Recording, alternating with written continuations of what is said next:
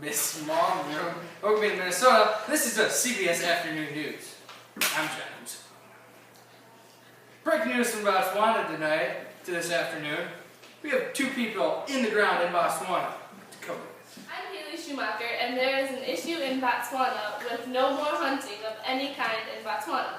Recently announced at the public meeting in Mom, the gateway to the Okavango Delta, that there is no future hunting license that will be issued in 2013, and that all hunting in Botswana would be impossible in 2014. Why has Botswana came up with this proposal? As President Karama stated that the ecotourism has increasingly become important for Botswana and contributes more than 12% of their GDP. Now we have another CBS correspondent in Botswana talking about the country's health and welfare. I'm Haley Rouge, and Botswana has multiple diseases, but there are 2 main diseases, malaria and sleeping sickness. The most common diseases that normally come up is diarrhea, pneumonia, and tuberculosis. Does Botswana have a healthcare system? Yes, they do, although it is a primary healthcare system. What is a primary healthcare system? It's an essential base on practical methods and technology made universal accessibility. Now we have the other Haley in Botswana going to talk about its economy. Botswana has had the highest average economic growth rate in the world. Its projected growth is 4.8% and 6.7% in 2012 and 13. Botswana has a high inflation rate of 9.2%. Botswana also has a high unemployment rate at 17.6% and a poverty level of 20.7%. Does Botswana have a story about its economy? Botswana has transformed its economy from the least developed country from its independence in 1966 to middle-income country in 3 decades. The reason for this is the discovery of diamonds. Now, the other Haley will be talking about Botswana's prospect for the future. Botswana will become a very wealthy country in another few decades, where they have bounced back from the least developed country to the middle-income country in a few decades. I believe they will become a very successful country.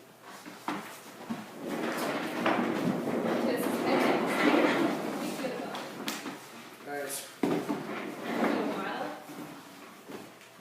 thank you, and have a good rest of the afternoon. This is the CBS Afternoon News. I'm Haley Rouge, and Botswana has multiple diseases, but there are 2 main diseases, which are malaria and sleeping sickness. Make it and Haley Rouge in Botswana. Why has Botswana came up with this proposal? 1. Good afternoon from Mrs. Mom's room. Miss! Hi, my name is Desiree Cruz. And I'm Elizabeth. It's Thursday, May 23rd, 2013, and here today we have the headline news in Ethiopia on the major dam project that's going down, but many of the people disagree on this. Now, the Grand Millennium Dam is a multi-billion-dollar dam construction that is finally on its way to be built. The dam is said to produce 5,000 megawatts of electricity, which would produce enough electricity to support Ethiopia and South Sudan. Ethiopian Prime Minister Meles Zenawi announced that this project should be done by 2015. This dam will be the hydroelectric power plant that will be put on Blue Nile River. Now, many individuals very disagree on this construction going down. The Ethiopian government has been forcibly moving local tribes in order for this dam to be built on the land. The Survival International fears with such major water shortages and the large reduction of water following River Omao can lead to massive conflict with the people living along its banks. The Ethiopian Prime Minister has stated that at any cost this dam will be built. He officially lashed out on the Survival International and other critics, saying that they don't want to see development in Africa. They want us to remain undeveloped and backward to serve their tourists as a museum. These people don't understand the hazard of the Ethiopian Prime Minister has stated that at any cost the dam will be built. He then lashed out at Survival International and other critics, saying that they don't want to see developed Africa. They want us to remain undeveloped and backward to serve their tourists as a museum. These people talk about the hazard of building dams after they have already completed building dams in their country. The main reason tribes disagree with the making of the dam is that they think that Lake Turkana will lose too much water and harm the welfare of the people and animals. Lake Turkana is the main waterfall that is supported by the Blue Nile. Such as drastic drop in water level could not only threaten wildlife in the region, including hippopotamus, crocodiles, migrate waterfowl, but it would also increase the lake's salinity because of the lake's concentration in the lake increases as the water level drops, said Claudia Carr, a professor in the International Rural Resource Development at the University of California in Berkeley. Even though that people disagree with the Ethiopian government is still going to push forward on this project. They say that this could make a huge export product and help the economy become stronger. Now that's it for tonight, but tune in tomorrow for the next headline news in Ethiopia. Good afternoon from Mrs. Moms from Okabena, Breaking Minnesota. news, live, reporting from Djibouti. We have Kayla and Joel reporting to us live from the capital of Djibouti. Let's listen in. Well, what we have here is a war about to break out between Eritrean soldiers and Djiboutians. They are staring eye to eye over the border for the reason itself. Just like one of my New York Times colleagues said, on one side there are the Djiboutians, a relatively well-equipped African military with combat boots, camelback strap-on water bottles, and occasionally buttery croissants in the field. On the other side are skinny Eritrean soldiers covered in dust and wearing plastic sandals, camped out in thatch-roofed huts that look like fortified tropical bungalows. The reason for itself is because the border was not properly established. Excuse me, Kaylin, but I do have a question for you. Go ahead. Do the Djiboutians feel threatened that they might possibly lose their land? As far as I know, they do not, because Djibouti, a country of 700,000 people, is backed up by France and the United States, both of which have big military bases here. Eritrea, which has a population of 5 million, is already in a border standoff with Ethiopia and is accused of fueling chaos in Somalia. However, healthcare here is poor, and its economy depends heavily on the Ethiopian market. If that breaks down, the country may become more poor. Thank you, Kaylin. I heard that you tried to talk to some soldiers recently. The soldiers shooed your team away who came up to you in dispute an area for a look. No pictures, no pictures. When you treated the soldier yelled at you, then you asked what him and his men were doing here. He just shook his head and said no English. Then you talked to a Djibouti soldier, and all he said was they cheated. That is very true, Sonia. They are in no mood to talk to anyone right now. Well, Sonia, we're getting chewed away, so I'll throw it back to you. All right. Thank you, Kaylin, for your information. Thank you, everyone, for joining our breaking news segment on the war that might break out in Djibouti any minute now. See you next time. Thank you, Kaylin. I heard that you tried to talk to some soldiers. Recently, the soldiers shooed you away from your camp. I heard that you tried to talk to some soldiers. Recently, the soldiers shooed you away from the camp. They said no pictures, no pictures. When you eat that. Today we are talking about how it is to live in Egypt today.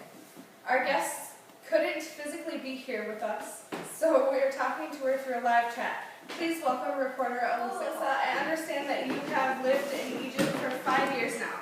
How are you getting along It's a there? very warm climate. Most of us here are from tourism, so it's quite big in that. Well, I know there are big issues in healthcare here. What is it like there? The budget of the Ministry of Health has reflected on increases over the years, making our public programs much better and increasing numbers of hospitals, doctors, and dentists. And expansion of facilities in rural areas have helped immensely. How is your economy system doing? Since the revolution, our economy has been making an even bigger downfall. Unemployment is up and there is barely jobs being created around here, and made worse by the lack of security in our country. How do you think things will prosper in the future? Things really don't look like they will be getting much better in the near future, but all we can do is hope.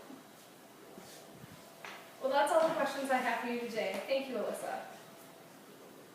Thank you for having me. Well, I know there the issues in healthcare. What is it like there? Ready? And welcome back to CNN News. I am Megan Haberman. Today I am with CNN's national legislative correspondent, Andrea Hinkleby. We will be discussing the Democratic Republic of Congo. Andrea, you have spent a number of days in the Democratic Republic of Congo. What can you tell us about their economy? Ready, set, go. The Democratic Republic of Congo is a home to a huge amount of natural resources, which gives them a lot of potential. Yet their economic has extremely declined since the mid-1980s. Out of the two latest conflicts, which started in 1996, they have dramatically lost national output and increased debate. Agriculture is the basis of their economy, which is accounted for a large number of the GDP. Can you tell us anything about their healthcare system? In 1990, there were a shortage of doctors. That meant there was one doctor for every 15,500 people. By 2004, the numbers have improved greatly, but there is still only one doctor for every 9,500 people. But really hasn't been the biggest change since then.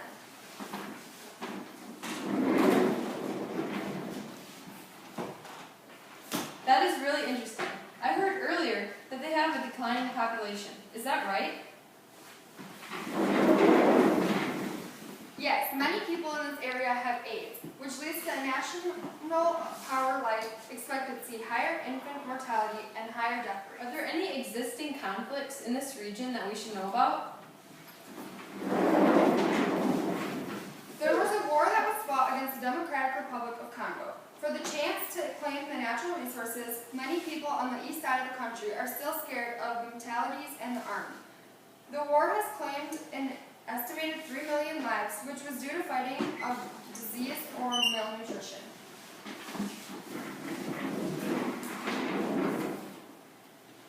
My last question for you today, before we wrap it up, is do you have any ideas to what is in store for the Democratic Republic of Congo's future? I believe that if they focus their economy more on their natural resources, they will have a lot more money so they can improve existing conditions in their country.